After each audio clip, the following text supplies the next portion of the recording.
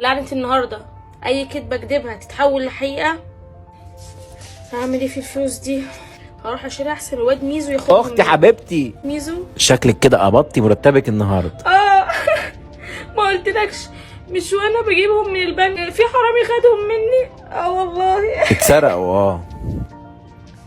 اجري يلا. حرامي الحقوني. ايه اللي بيحصل ده؟ شكلي فعلا اي كدبه اكدبها تتحول لحقيقه. يا نهار اسود. ايوه صدقيني زي ما بقولك الحرامي خد كل فلوس الشهر. واو، بس ايه الشنطة التحفة دي؟ الشنطه دي لسه شارياها جديد. هو انا ينفع استلفها منك يوم؟ نسيت اقولك. مش وانا جايه كده وقعت مني واتقطعت. عايزه تاخد مني الشنطه ايه؟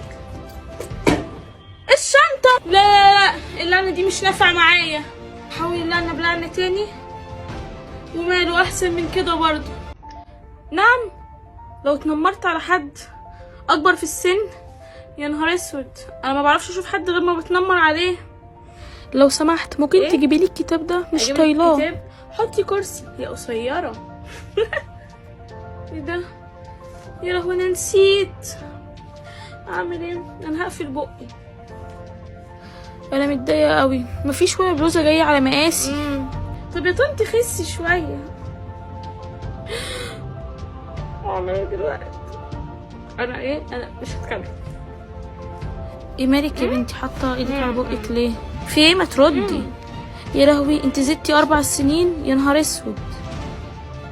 ايه بنت استني البلوزه وحشه قوي. يا نهار اسود يا لهوي. امشي. انا هعمل ايه؟ انا هقعد في الاوضه مش هطلع منها بس هو ده الكلام. اوف بقى انا زهقت. اما افتح الشباك شويه. ايه ده يا تيتا مش صغيره على الكلام ده.